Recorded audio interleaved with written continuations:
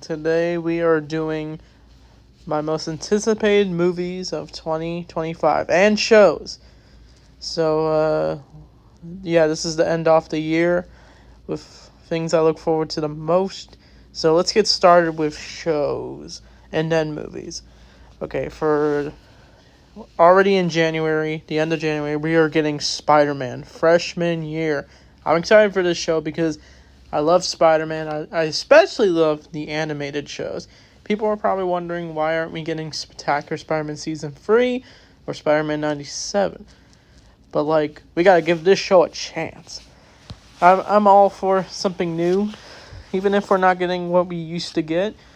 But the show should be a lot of fun. It maybe explore, Spider-Man and his relationship with Norman Osborn, if Spider-Man and Iron Man's relationship, but it's, switched. So I'm really curious what they're going to do with the show. It's going to be an origin story for Spider-Man, coming of age. And I heard Daredevil's going to be in the show, so that should be interesting. And the voice cast looks pretty interesting so far. We'll have to look back on it, but I'm really curious what villains and characters they're going to explore in this show. And the art style looks really cool, in my opinion.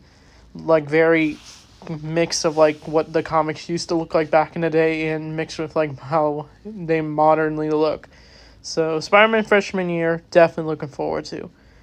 Next is, speaking of Daredevil Born Again. So Daredevil started this channel. Basically, it was my first review on this channel, very old review from 5 years ago. Now we're getting Daredevil Born Again. It was a huge bummer when Daredevil got canceled on Netflix. Then eventually it was kicked off Netflix, then put on Disney Plus. But Daredevil is easily one of the best comic book shows. It's grounded, gritty, it's mature, and Charlie Cox is amazing as Daredevil. Every time I see that version of Daredevil, I'm like, oh my goodness. I actually almost met Charlie Cox at Comic-Con. Unfortunately, he canceled it, his meeting there. So unfortunately, I could not meet him. But I met Ezra Bridger, so that's a plus. So I had a feeling it was probably because he was filming this show.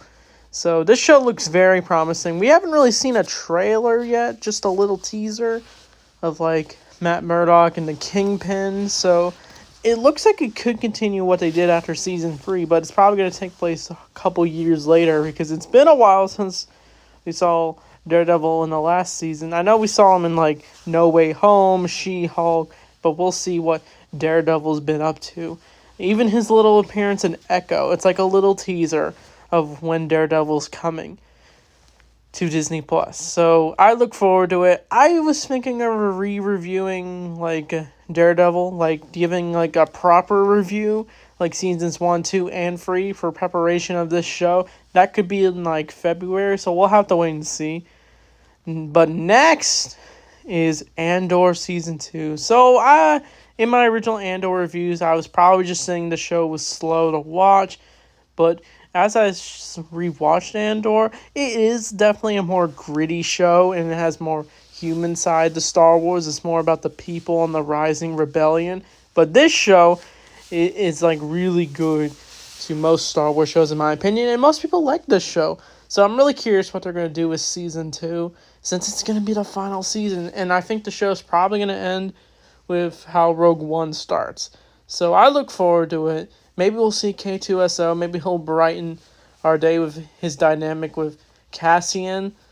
But I'm really curious if they're going to, retcon. Because there was a comic where it shows how Cassian and K2 met. But I have a strong feeling they're probably going to ignore that comic. But it's really not a big deal. Even Star Wars Explained says it's not really a big deal since he didn't really care for the comic. I've never read it, but it'd be interesting to see what they do with it. And we also got Ben Mendelsohn returning as Director Krennic, so that should be interesting. So apparently there's going to be a time gap between these seasons, so that should be interesting. So I'll definitely review Andor Season 2. So next is Wednesday Season 2. So Jenna Ortega is obviously going to be amazing in this Season 2. I'm not sure what they're going to explore. I think they're going to explore the more supernatural aspects of the show, because the first season was more, it had supernatural elements to it, but it was more focused on the romance and stuff. But this time they're going to focus on the horror aspect. So that should be interesting. And Jenna Ortega will be amazing, of course, like I've said. And we'll just have to wait and see. I heard some cast members aren't returning, but most of them are returning. So that should be good. But next is, this is just speculation. It's Beavis and Butthead Season 3. Last year I said I was hoping we'd get a Season 3, but unfortunately we did not. They just re-released Season 2 on Comedy Central, and they were treating it like a new season. It's weird the way they're promoting these episodes. So I don't know what we're getting, if we're going to get a Season 3 or not. I don't see why not. But the biggest thing that concerns me is if it's just going to be on Comedy Central, because apparently in the Beavis and Butthead community and the news article, it said like it's getting renewed at Comedy Central, but just, and people are saying it's not going to be on Paramount Plus anymore. It's just going to be on Comedy Central, so it's kind of weird. Are they just going to put it on cable TV? I couldn't imagine them not putting it on streaming, because why have the first 2 seasons on there, but not the third? But whatever they do with Beavis and Butthead Season 3, I'm all for it. And we're probably going to get the same shenanigans of the duo. So, yeah, Beavis and Butthead Season 3, cannot wait. But next for movies, my number 1 movie of this year is Superman. That's coming out in July. So I've already given my thoughts on the Superman trailer. It's going to be the first movie project of James Gunn's DCU. I definitely want to see that for sure. So go check out my trailer thoughts video. I've already gotten in depth with it. But next is Death of a Unicorn. This time it stars 2 of my favorite actors, Jenna Ortega, my celebrity crush, and Paul Rudd, my man. So I don't know what's going to be about. It looks like it could be about a unicorn and like internal youth or something. It looks like this movie's going to be very rated R. So that should be interesting. And it's made by the film company A24. So that's really interesting, since they made a lot of great movies with like Pearl, X, but now they're doing this. So I look forward to this movie. Next is Fantastic Four. So no trailers, just the cast and what they look like and concept art. So I always wanted to see the Fantastic Four in the MCU, but they were just, because of the rights issues, they couldn't really appear in the MCU, but now they are. We're slowly getting the Fantastic Four, and maybe we'll get some Lego sets. But I don't know what this movie's going to explore. Some people are theorizing it could be like another version of the Fantastic Four, but they come to the MCU. I hope it's just like its own version. And it maybe set up Avengers Secret Wars, so that should be fun. So I don't know about how I feel about the cast. Pedro Pascal feels a little miscast as Mr. Fantastic, but if he can play the character, I'm all for it. I don't know about the other ones, but I look forward to seeing them. But next is The Karate Kid Legends.